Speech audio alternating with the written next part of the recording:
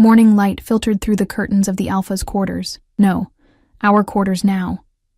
The realization still felt surreal as I stretched beneath the furs, my body pleasantly sore from the night's activities. Beside me, Nathaniel slept soundly, his powerful chest rising and falling with each breath.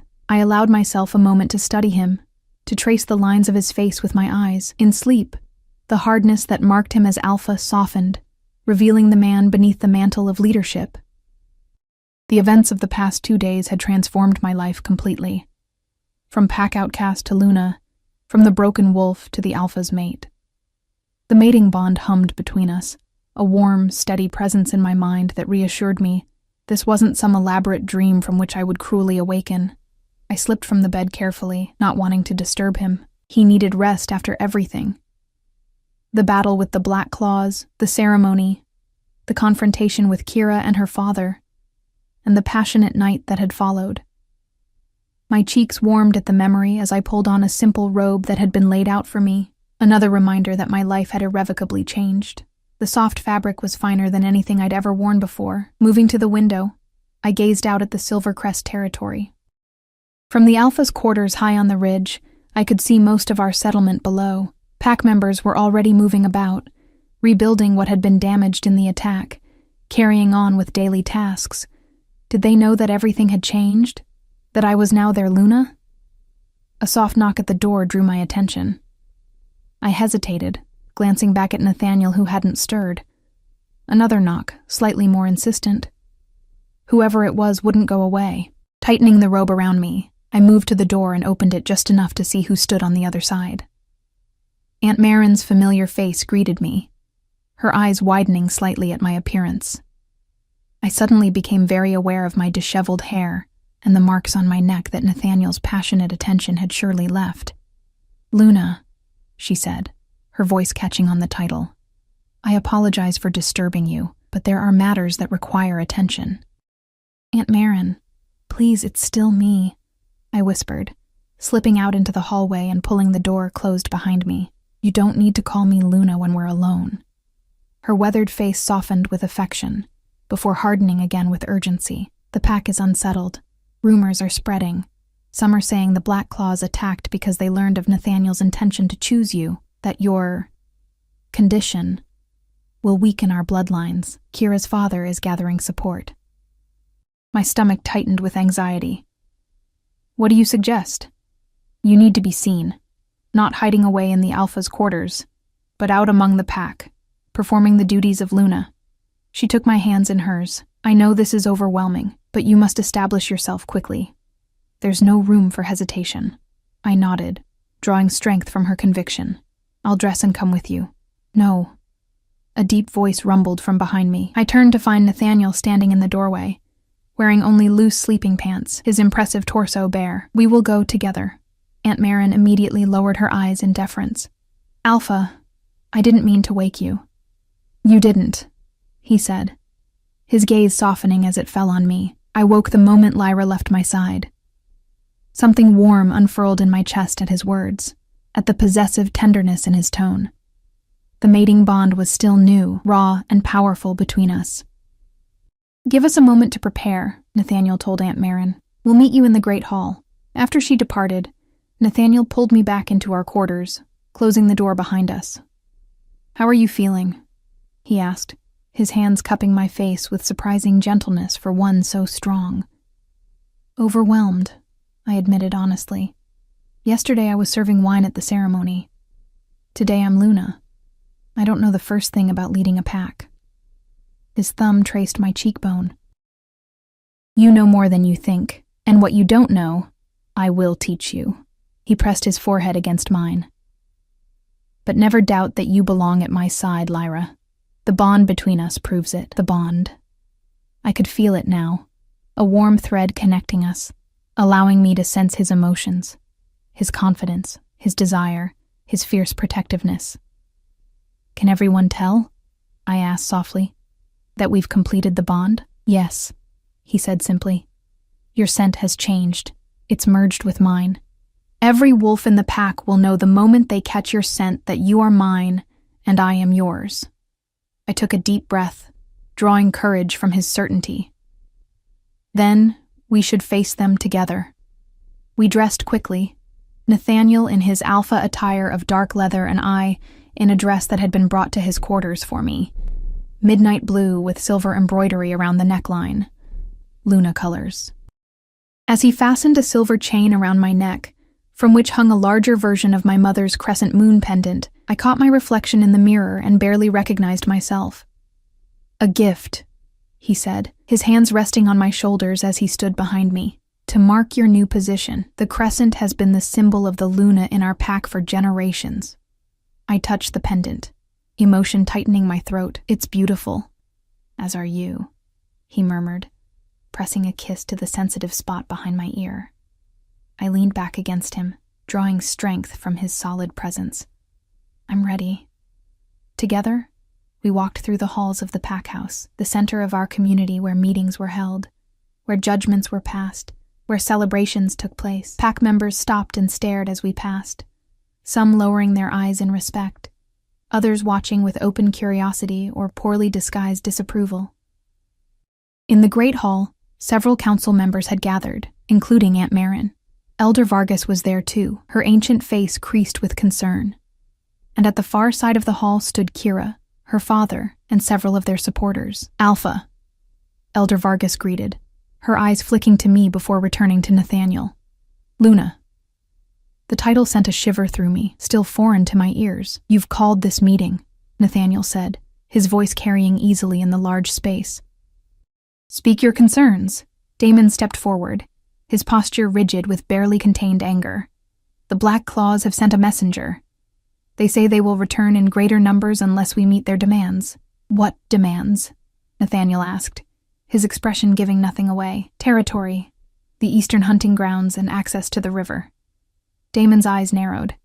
"They say they know our pack has been weakened." The implication was clear in his tone. "They think we're weakened because of me, because of Nathaniel's choice." "The Black Claws have wanted our territory for generations," Nathaniel said dismissively. "This is nothing new." "What is new?"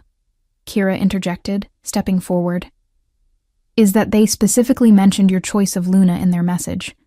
They said the Silver Crest has shown its desperation by elevating a broken wolf to Luna status." Murmurs spread through the gathered pack members. I forced myself to stand tall beside Nathaniel, even as my insides twisted with doubt and shame. "Careful, Kira," Nathaniel warned, his voice dropping to a dangerous register. "I've already made my position clear on how the Luna will be addressed." She backed down slightly, but her eyes remained defiant. "I'm merely repeating their words, Alpha. The pack deserves to know what we face." What we face," Nathaniel said, addressing the entire gathering, "is the same threat we have always faced from the Black Claws. They seek to divide us, to create doubt and fear. If they think my choice of Luna weakens us, they will soon learn how gravely they have miscalculated." His hand found mine, our fingers intertwining in a gesture that was both public and deeply personal. Through our bond, I could feel his conviction, his absolute certainty that he had made the right choice. "My mate brings healing to our pack," he continued, "a quality we have undervalued for too long. The Black Claws attack because they fear what we might become under leadership that values more than just brute strength." I felt a surge of warmth at his words, at his public declaration of my worth. But would it be enough to convince the doubters among our own pack? "And if they attack again?" Damon challenged. "Will your healer Luna lead our warriors into battle?" Before Nathaniel could answer, I surprised myself by speaking. "No," I said, my voice steadier than I expected. "I will not lead our warriors into battle because that is not where my strengths lie, just as you would not lead the healing of our wounded, Damon, because that is not where your strengths lie." I stepped forward, drawing courage from somewhere deep within me. "But I will ensure that our warriors have the best medicines before they fight, that their wounds are treated properly when they return, and that our pack's knowledge of healing is passed to the next generation. Every member of this pack has value, has purpose, including me." Silence fell over the great hall. I could feel countless eyes upon me, weighing and measuring. Nathaniel's pride flowed through our bond, warming me from within. Elder Vargas was the first to respond, a slow smile spreading across her wrinkled face. "Well said, Luna Lyra." She turned to the gathered pack members. "The Alpha and Luna have spoken. The Black Claws will receive our answer. The Silvercrest Pack stands united behind its leaders, and our territory remains our own." The meeting disbanded soon after, with Nathaniel assigning increased patrols along our borders and ordering preparations for a potential second attack. Through it all, I remained at his side, observing how he commanded, how he listened, how he decided. As pack members filed out, Kira lingered, her amber eyes fixed on me with an expression I couldn't quite read, not quite hatred anymore, but something more complex, perhaps recognition, perhaps reassessment. "This isn't over," she said quietly as she passed us. "The pack won't accept you so easily." "They don't have to accept me easily," I replied. "They just have to give me a chance to prove myself." She held my gaze for a long moment before nodding slightly and walking away. When we were finally alone, I let out a breath I hadn't realized I'd been holding. Did I do all right? Nathaniel pulled me into his arms, pressing a fierce kiss to my lips. "You were magnificent," he whispered against my mouth. "Every bit the Luna I knew you would be." But as we left the Great Hall, I couldn't shake the feeling that this was just the beginning of our challenges. The Black Claw's threat loomed on the horizon, and closer still, the divided loyalties within our own pack. I had won a small victory today, but the battle for acceptance was far from over. The days that followed were a whirlwind of new responsibilities and challenges. As Luna, I was expected to oversee aspects of pack life I had barely been aware of before. Food stores, pup education, disputes between pack members, healing practices, and ceremonial preparations. Aunt Marin helped where she could, guiding me through the intricacies of pack politics and traditions. But there was so much to learn that at times I felt overwhelmed. "You're doing well," Nathaniel assured me one evening as we walked together through the settlement. It had become our custom to make these rounds each day, allowing the pack to see us together, united in leadership. "I'm not sure everyone would agree," I said, nodding toward a group of warriors who had fallen silent as we approached. Though they had bowed their heads respectfully, I could feel their skepticism. "Damon and his supporters still question your choice." Nathaniel's hand tightened around mine. "Their questions don't concern me. What matters is that you're already making changes for the better." He was referring to the healing classes I had begun teaching to interested pack members, sharing knowledge that had previously been limited to our few designated healers. It was a small step toward the vision Nathaniel and I shared for our pack's future, but an important one. "Luna Lyra!" a small voice called out, and I turned to see a group of pups running toward us, their eyes bright with excitement. Among them was Mila, a shy 6-year-old who had always been kind to me even before my elevation to Luna. I knelt to greet them, smiling as they crowded around me. "What is it, little ones? Will you tell us a story tonight?" Mila asked, her small hand reaching for mine. "About the moon goddess and the first wolves?" I glanced up at Nathaniel, who nodded encouragingly. "The Luna's stories are an important tradition," he said, "one that has been neglected in recent years." That evening, I found myself seated in the center of the pack's gathering area, surrounded by pups and their parents. Even some of the elders had come to listen, including Elder Vargas, whose approving nod gave me courage. "Long ago," I began, "before humans walked these lands, the moon goddess looked down upon the earth and felt lonely. The night was her domain, but while the sun had many creatures that basked in its light, few celebrated the beauty of the darkness."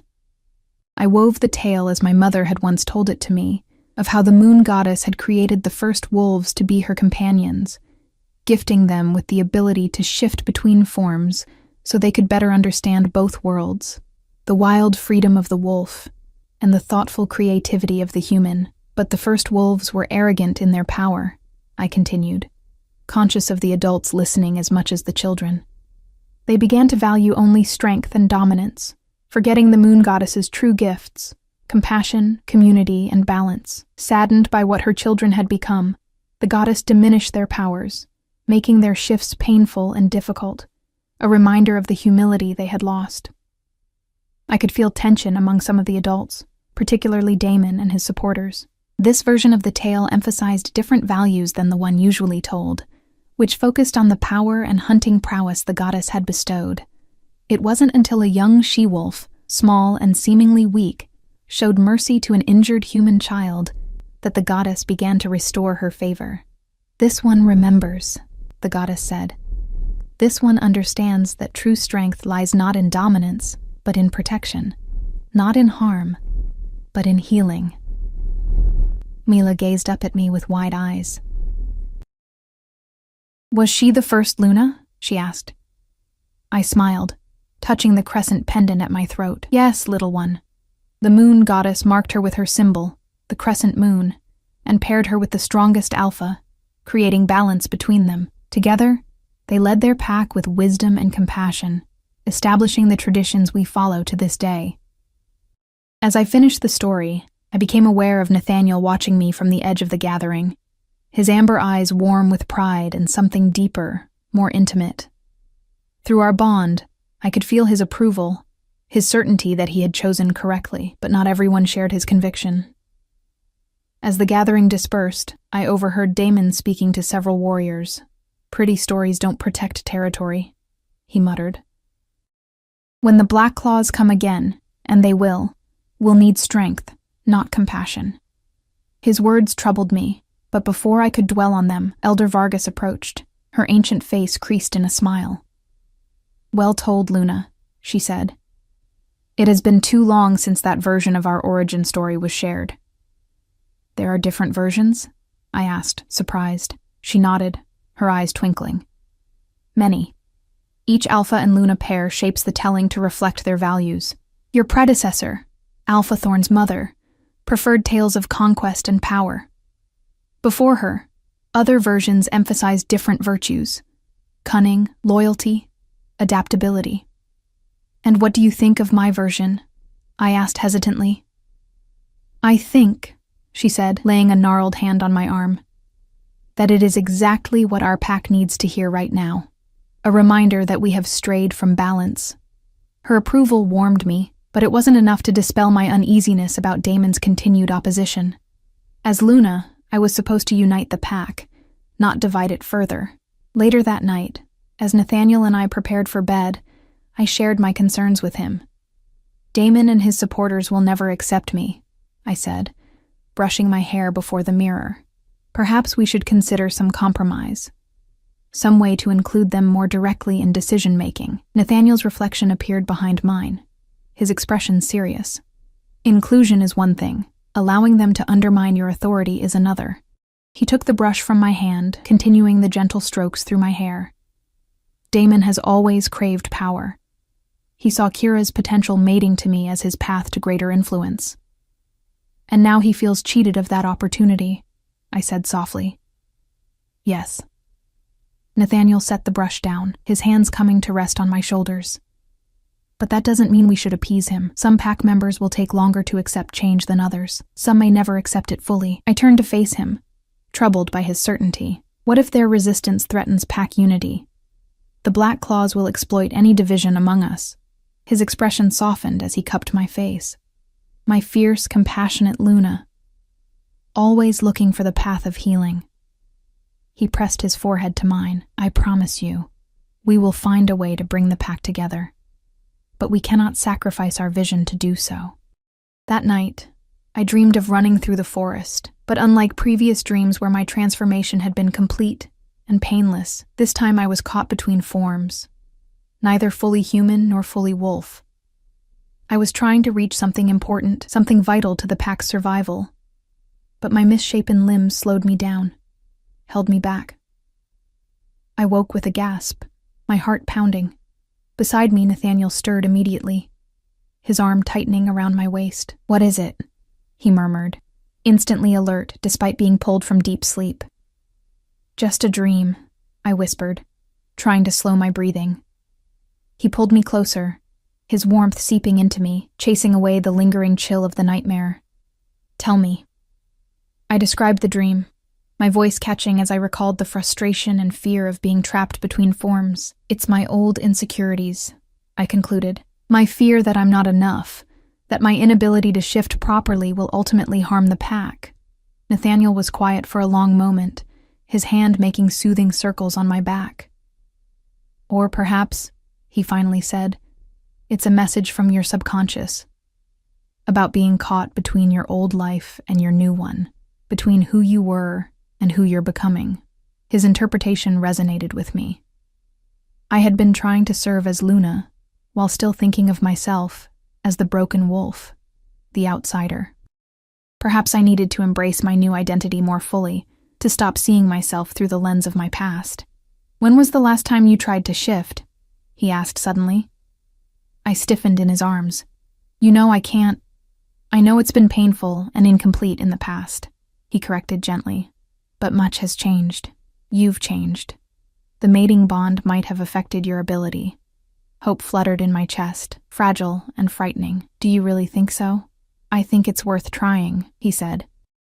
Not because you need to shift fully to be valued, but because I don't want fear to hold you back from anything you might be capable of. The next morning, we rose before dawn and slipped away from the settlement, heading deep into the forest where no one would witness my attempt. The air was cool and misty, the world still wrapped in the peaceful hush that precedes sunrise. We reached a small clearing, and Nathaniel turned to me, his expression gentle but serious. Remember, whatever happens, it changes nothing between us. You are my Luna, my true mate, regardless of your shifting ability. I nodded, grateful for his reassurance but still apprehensive. Every previous attempt to shift had ended in agony and humiliation. My body caught in a grotesque half-transformation that left me neither human nor wolf. I'll be right here, Nathaniel said, stepping back to give me space. Just breathe, and let it happen naturally. I closed my eyes, focusing on my connection to the earth beneath my feet, to the forest around me, to the bond between Nathaniel and myself. That bond was my anchor now, a steady presence in my mind that reminded me I was no longer alone. No longer the pack's outcast. The shift began as it always had, with a deep ache in my bones, a burning sensation under my skin. I gritted my teeth, fighting the instinct to pull back, to stop the transformation before it reached the point of greatest pain. Stay with it, Nathaniel encouraged, his voice seeming to come from far away as my senses began to change. You're doing beautifully. The pain intensified, and a whimper escaped me. This was where I had always faltered before, where the agony had become too much to bear. But this time, I pushed through, drawing strength from Nathaniel's presence, from the mating bond that hummed between us. And then suddenly the pain crested and broke like a wave, washing away into something entirely different. A rush of wild energy, of freedom, of power unlike anything I had ever experienced. My body completed the transformation in a fluid motion that felt both alien and utterly natural. When I opened my eyes, the world had changed. Colors had muted, but scents and sounds had sharpened dramatically. I could hear the heartbeat of a rabbit hiding in the underbrush yards away, could smell the lingering traces of a deer that had passed through the clearing hours earlier. Most importantly, I could feel the 4 strong paws beneath me, supporting my weight, ready to carry me wherever I wished to go. I had shifted, completely. For the first time in my life, I stood frozen for a moment, unable to believe what had happened. My body felt strong, perfectly balanced on 4 paws, my senses sharper than I had ever experienced. Experimentally, I took a step forward, then another, marveling at how natural it felt. How right. Nathaniel shifted beside me, his transformation effortless and fluid as always. His wolf form was magnificent, larger than most pack members, with thick black fur and those same intense amber eyes that seemed to glow in the dim light of early morning. He approached me slowly, his tail held high in obvious pride. I felt a gentle nudge in my mind, his thoughts brushing against mine through our bond. You're beautiful, he conveyed, circling me with appreciative eyes. Silver gray, just like the moon. I had never experienced the mind link that shifted wolves shared, another ability that had been denied to me during my painful, incomplete transformations. The intimacy of it was startling, more direct than words could ever be. How is this possible? I asked, the question flowing naturally through the link. The mating bond, he replied, moving closer to touch his muzzle to mine. "It completed something in you that was blocked before. Or perhaps," he added with a hint of humor, "you just needed the right motivation." Joy bubbled up inside me, as wild and pure as the wolf form I now wore. With a playful nip at his shoulder, I took off running, reveling in the speed and strength that had been denied me for so long. Nathaniel chased after me, his larger form easily keeping pace as we wove through the trees.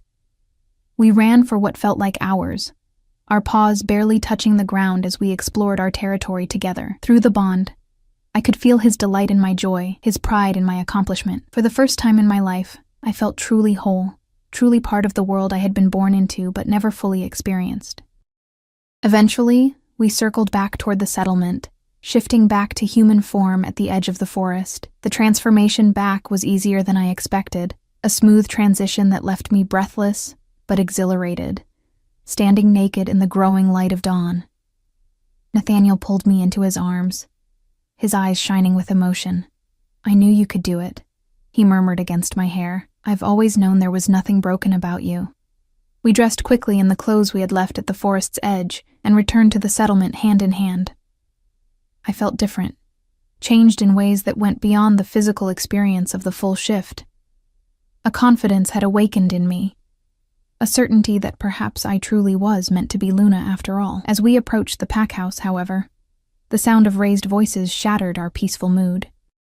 A crowd had gathered in the central area, with Damon at its center, gesturing angrily as he addressed the assembled pack members. "Cannot allow this insult to stand," he was saying as we drew close enough to hear. "The Black Claws mock us, calling our Luna the broken one in their messages. And our Alpha does nothing." Nathaniel's hand tightened around mine, a growl building in his chest. We pushed through the crowd, which parted quickly at the Alpha's approach. Damon fell silent as we emerged into the center of the gathering, though his expression remained defiant. "What is the meaning of this?" Nathaniel demanded, his voice carrying the full weight of his authority. Damon straightened, meeting the Alpha's gaze directly, a challenge that made several nearby pack members step back warily. "A messenger from the Black Claws delivered this an hour ago," he said, holding up a scroll bound with black leather. "They demand a meeting at the Borderstone tomorrow at noon. Their Alpha wishes to assess our Luna personally." Murmurs swept through the crowd, and I felt dozens of eyes turn to me, measuring, wondering. "This is a trap," Aunt Marin said, stepping forward to stand beside us. "They seek to lure you away from our territory, to separate you from the pack's protection." "Perhaps," Nathaniel agreed, his expression giving nothing away. "Or perhaps they wish to determine if the rumors of our weakness are true." "And what will they find if you bring the Damon began, but stopped abruptly as Nathaniel's eyes flashed with warning. "Choose your next words very carefully," my mate said, his voice dangerously soft. Damon swallowed visibly. "I merely suggest that appearances matter in these negotiations. The Black Claws respect strength above all else." "And you believe I lack strength?" I asked quietly, stepping forward.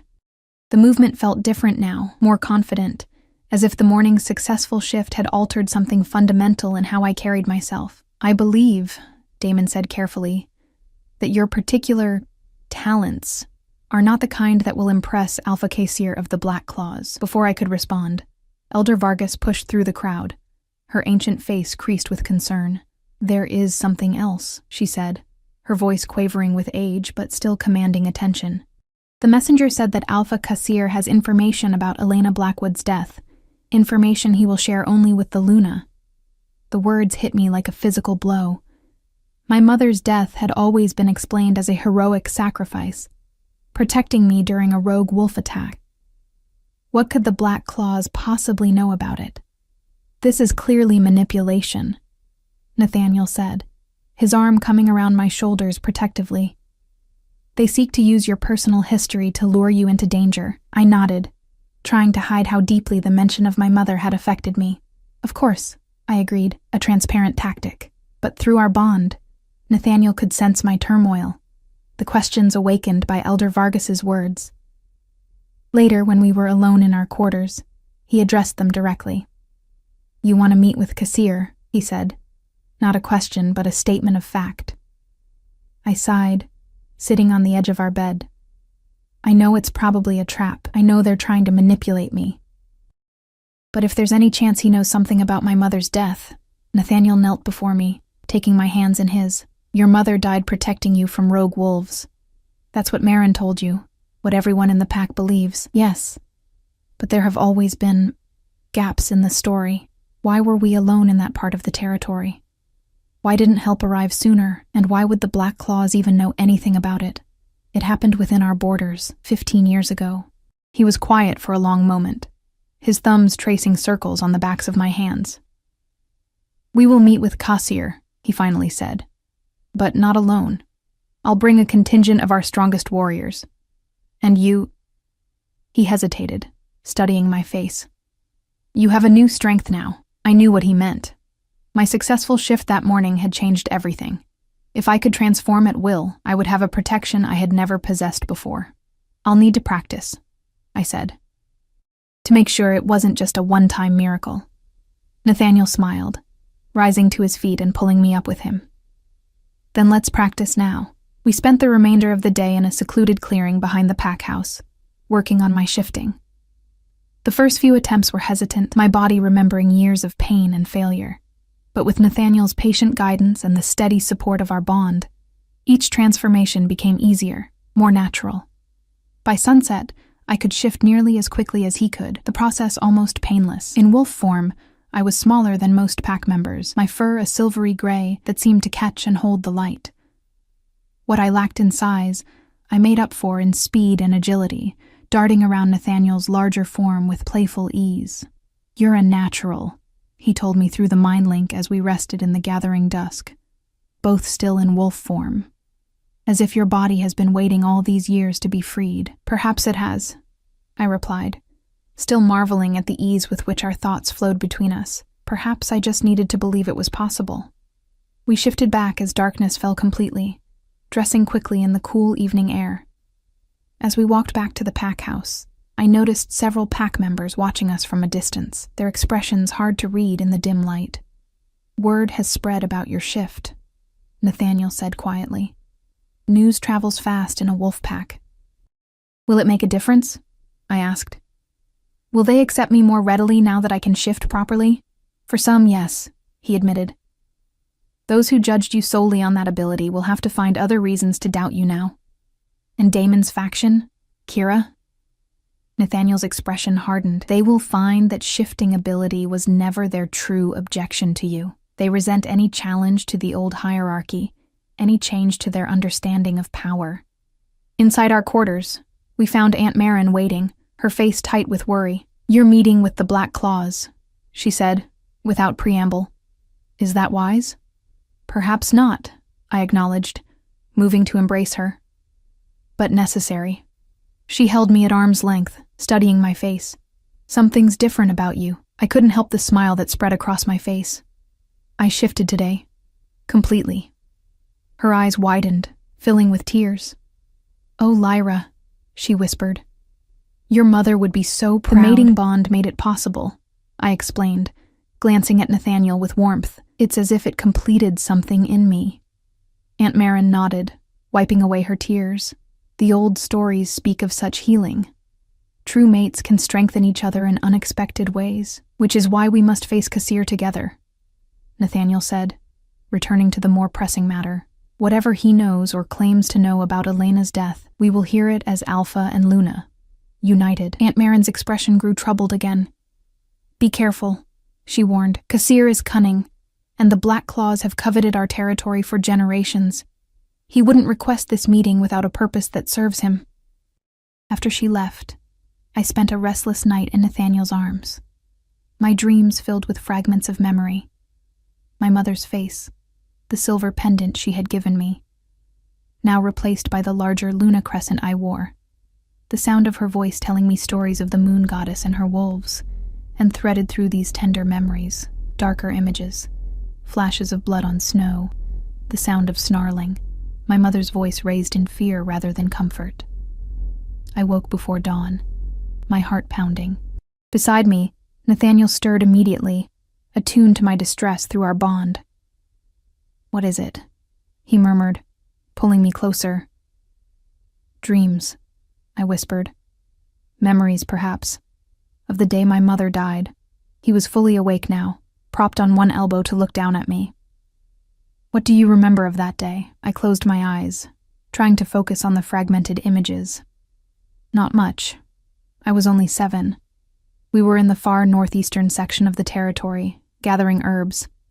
My mother always said the best healing plants grew where the sun first touched our lands. I frowned, concentrating. There was snow on the ground, early spring perhaps, and then wolves. Not pack members. Their scent was wrong, threatening. Black claws, Nathaniel suggested. I don't know. I was too young to recognize different pack scents. My mother pushed me into a hollow tree, told me to stay hidden no matter what I heard. My voice caught. I heard fighting, snarling, screams, and then silence. I stayed hidden until Aunt Marin and a search party found me hours later. Nathaniel's hand stroked my hair, soothing. And your mother? Dead. They said she fought off the rogues long enough for help to arrive, but too late to save her. I opened my eyes, meeting his amber gaze in the dim pre-dawn light. But why would she have taken me so far from the settlement? Why would she have gone to such a remote area with only a child for company? These are questions Kassir is counting on you asking, Nathaniel said grimly. He's using your need for answers to draw you in. I know, I admitted. But that doesn't make the questions any less real, or my need for answers any less urgent. As the sun rose, casting long shadows through our window, we prepared for the meeting. I dressed carefully in clothes that had been specially made for me as Luna. Practical but elegant, designed to convey both authority and approachability. Around my neck, I wore the Luna's crescent, but beneath my clothes, close to my heart, I had tucked my mother's original pendant, a small private connection to her on this day when her memory felt so close. Nathaniel and I left the settlement at mid-morning, accompanied by 6 of our strongest warriors. The border stone where we were to meet Alpha Kassir stood at the eastern edge of our territory, marking the boundary between Silver Crest and Black Claw lands, a massive granite boulder that had been carved with the symbols of both packs centuries ago. As we approached, I could see that Kassir had also brought warriors, 7 of them arranged in a loose semicircle behind a tall, powerfully built man with silver streaking his dark hair. Even from a distance, his presence was intimidating, not as physically imposing as Nathaniel, perhaps, but with a cold, calculating air that made the hair on the back of my neck rise. Remember, Nathaniel murmured as we drew closer. We are here as equals. You are Luna of the Silver Crest. Show no fear, no deference. I nodded, squaring my shoulders and lifting my chin. Through our bond, I could feel his pride, his confidence in me bolstering my own. Alpha Thorn, Kassir called as we came within speaking distance. How generous of you to accept my invitation. His gaze shifted to me, dark eyes assessing. And this must be the Luna we've heard so much about. Alpha Kassir, Nathaniel acknowledged with a slight nod. You requested this meeting. State your purpose. Kassir smiled, though the expression didn't reach his eyes. Direct as always. Very well. He gestured toward me. I wished to see for myself if the rumors were true, that the mighty Silver Crest Alpha had chosen a mate who cannot even shift properly. I felt Nathaniel tense beside me, but before he could respond, I stepped forward. And now you've seen me, I said evenly. Though I wonder if your information might be outdated. Something flickered across Kassir's face. Surprise, perhaps, or suspicion. Indeed. Then the rumors of your condition are exaggerated? Judge for yourself, I said. And before I could second-guess the impulse, I began to shift. The transformation was smooth and complete, my human form giving way to the silver-gray wolf in one fluid motion. I heard gasps from the Black Claw warriors, saw Kassir's eyes widen in genuine shock. Beside me, Nathaniel shifted as well, his massive black wolf form dwarfing mine, but not diminishing my presence. Through the mind link, I could feel his approval, his fierce pride. Well played, my Luna. We held our wolf forms for several heartbeats before shifting back, the demonstration made. As I resumed my human shape, I met Kassir's gaze directly, allowing a slight smile to curve my lips. It seems, Kasir said, recovering quickly. That we have been misinformed about certain aspects of the Silvercrest's new Luna. Perhaps you should be more selective about your sources of information, Nathaniel suggested, his tone deceptively mild. Kasir inclined his head in acknowledgement. Perhaps, though I wonder if this development is recent. His gaze fixed on me, penetrating as if he could see through to my thoughts. It would be quite remarkable for someone who has struggled with shifting her entire life to suddenly master the transformation. The mating bond can have profound effects, I replied, refusing to be intimidated. As I'm sure you know. Something like anger flashed across his face before he controlled it. Indeed. Though I confess I am curious why Alpha Thorn would choose a mate with such a history, regardless of recent improvements, unless, of course, there were other considerations at play, such as, Nathaniel asked, his voice dangerously soft. Kasir's smile returned, cold and calculating, such as her mother's unfortunate end. A debt of honor, perhaps, or something more complex? I felt as though the ground had shifted beneath my feet. You said you had information about my mother's death, I managed to say, keeping my voice steady with effort. Ah, yes. Kasir made a show of examining his nails. Elena Blackwood, a talented healer, I understand, and quite beautiful by all accounts. Get to the point, Kasir, Nathaniel growled. The Blackclaw Alpha's eyes glittered with satisfaction at having provoked a reaction. The point, dear neighbors, is that Elena Blackwood did not die at the teeth of random rogue wolves, as your pack has been led to believe. She died because she knew too much. About the previous Alpha's plans, about territory negotiations, about a certain agreement between our packs that was never meant to be revealed. I struggled to process his words. What agreement? What are you talking about? 15 years ago, Kasir continued, clearly enjoying the moment. Our packs were on the brink of war. Resources were scarce after 3 harsh winters. Your former Alpha, Thorn's father, approached me with a proposal. A secret land-sharing arrangement that would allow both packs to survive without losing face. I glanced at Nathaniel, whose expression had turned to stone. Through our bond, I could feel his tension, his uncertainty. This was not information he had possessed. My father died 12 years ago, he said flatly. If such an arrangement existed, I would have been informed when I took leadership. Kasir shrugged.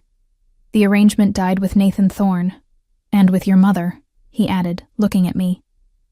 She discovered the negotiations, threatened to expose them to the Pack Council.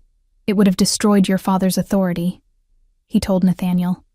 The mighty Alpha, secretly bargaining with the enemy. You're saying my father had her killed, Nathaniel said, his voice deadly quiet. I'm saying she became inconvenient to both our packs. War would have benefited neither of us at that time. The implications of his words hit me like a physical blow. You're claiming that both Alphas conspired to murder my mother, I said, fighting to keep my voice steady. And what about me? I was with her that day. Was I supposed to die too? Something like genuine regret crossed Kasir's face. That I cannot say. I do know that her death was made to look like a rogue attack, and that afterward, all negotiations ceased. Your father became even more aggressively territorial, perhaps out of guilt, perhaps to deflect suspicion. Why tell us this now? Nathaniel demanded. After 15 years of silence, Kasir's expression shifted, becoming calculating once more. Because history has a way of repeating itself. Resources are becoming scarce again. Territory disputes are increasing among all the regional packs. We stand at a crossroads similar to the one our packs faced 15 years ago. And you propose what, exactly? I asked, my mind still reeling from his revelations. A formal alliance, Kasir said simply. Not a secret arrangement between Alphas, but an open agreement between packs, shared hunting grounds at the border. Mutual defense against the growing threat from the mountain packs to the north. And in exchange? Nathaniel's voice was hard. Peace. Prosperity. The chance to build something stronger than either pack could maintain alone. Kasir paused, his eyes moving between us. And of course the complete truth about Elena Blackwood's death, including who exactly gave the order, who carried it out, and where the evidence is buried. The offer hung in the air between us, tempting and terrible at once. I could feel Nathaniel's struggle through our bond, his suspicion of Kassir, warring with his desire to give me the answers I had sought for so long. "We will consider your proposal," I said before Nathaniel could respond, earning a surprised glance from my mate. "But we will need more than your word. If evidence exists as you claim, provide it, and we may be more inclined to discuss an alliance." Kassir studied me with new interest. "The Luna speaks for the Alpha now? Interesting developments indeed in the Silver Crest pack."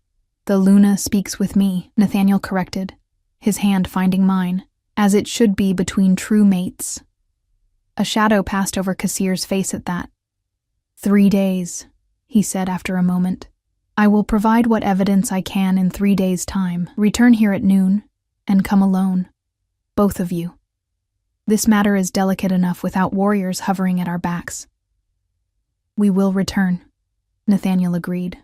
"But the terms of any alliance will be determined by us, not dictated by you, of course," Kassir said smoothly.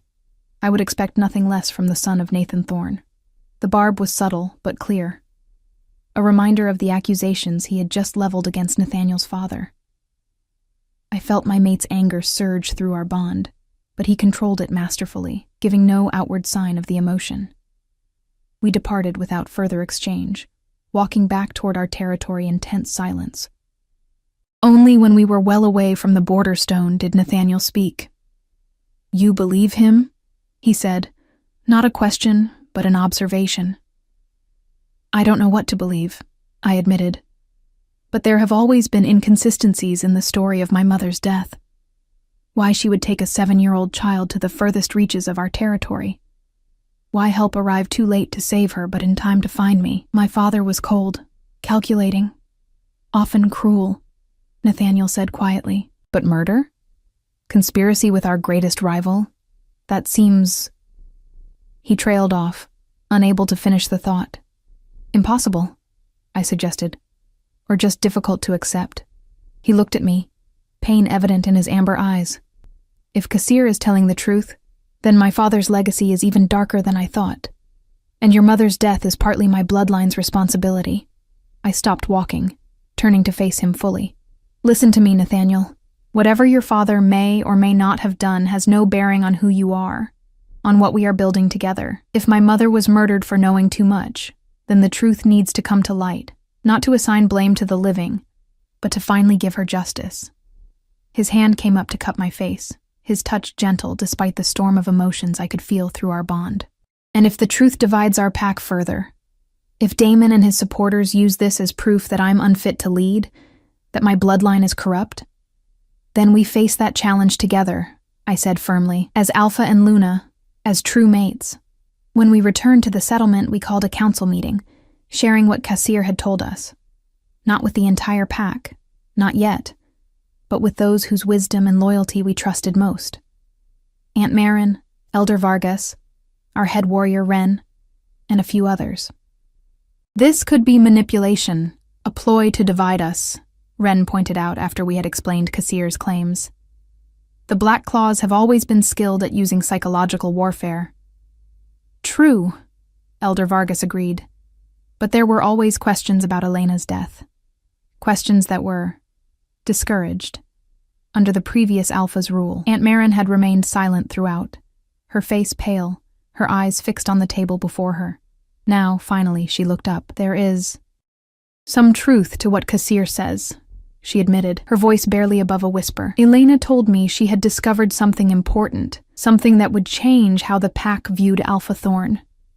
She wouldn't tell me what it was, only that she needed to gather evidence before bringing it to the council." "And you never thought to share this before now?" Nathaniel asked, his voice sharp with shock. Aunt Marin flinched.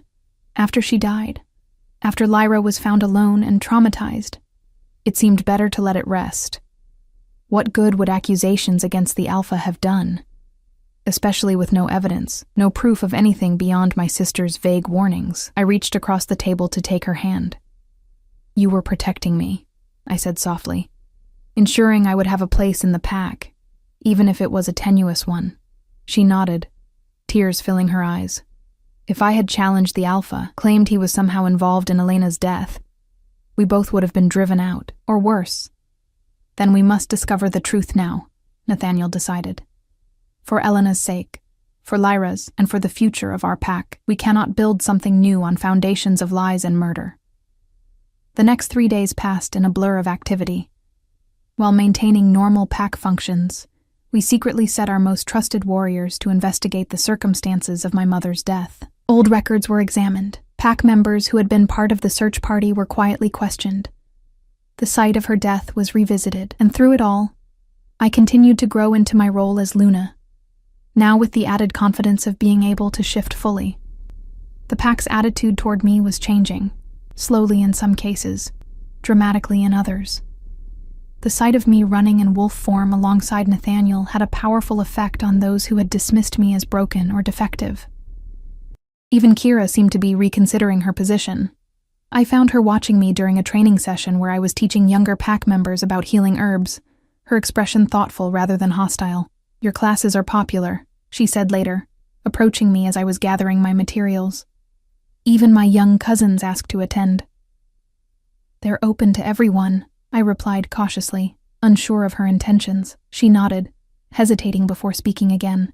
"I wanted to hate you," she finally said, her usual confidence replaced by something more vulnerable. "I spent years preparing to be Luna, believing it was my right, my destiny." "I know," I said softly. "For what it's worth, I never sought this role. That's become obvious," she said with a hint of her old sharpness. "You don't rule the way I would have. You don't command. You connect."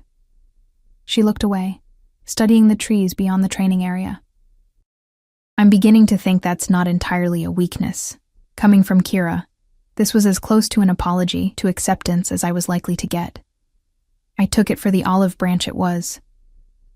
"The pack needs all kinds of strength," I told her, "including yours. Your combat skills, your leadership abilities. These are valuable. They don't have to be channeled through the position of Luna to make a difference." She met my eyes then, something like respect flickering in her gaze.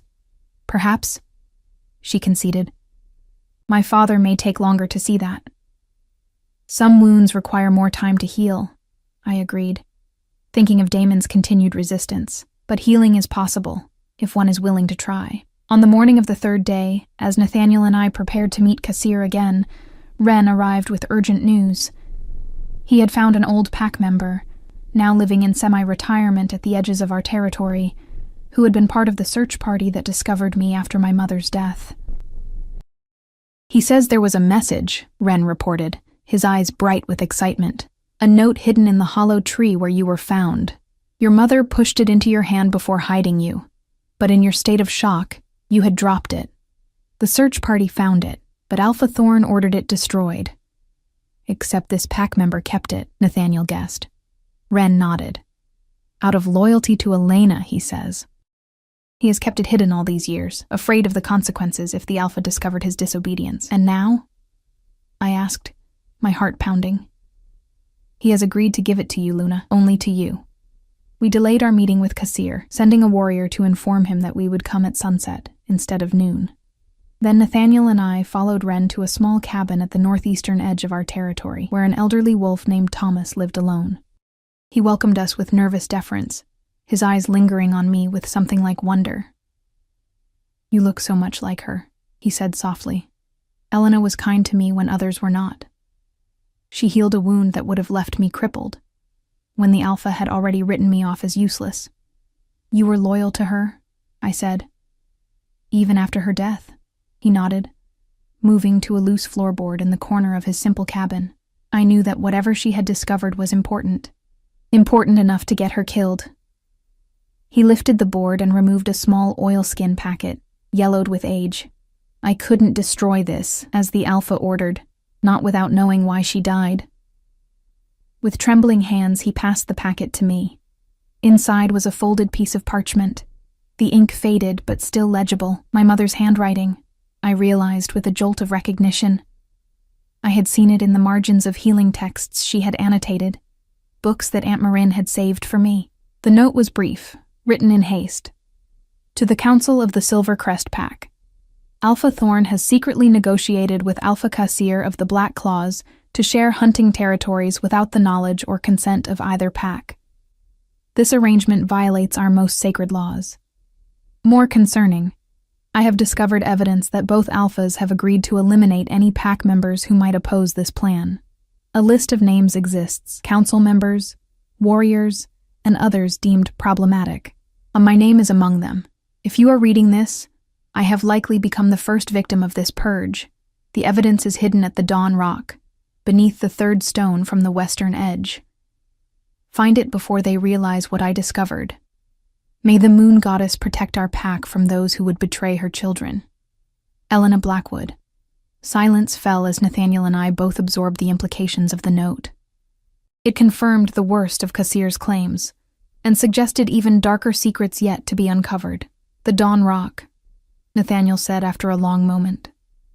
Where the first light of day touches our territory. Where your mother took you to gather herbs. Where she died, I finished softly. She wasn't just collecting plants that day. She was retrieving the evidence she had hidden. We thanked Tomas for his courage and loyalty, promising him protection and recognition once the full truth was known.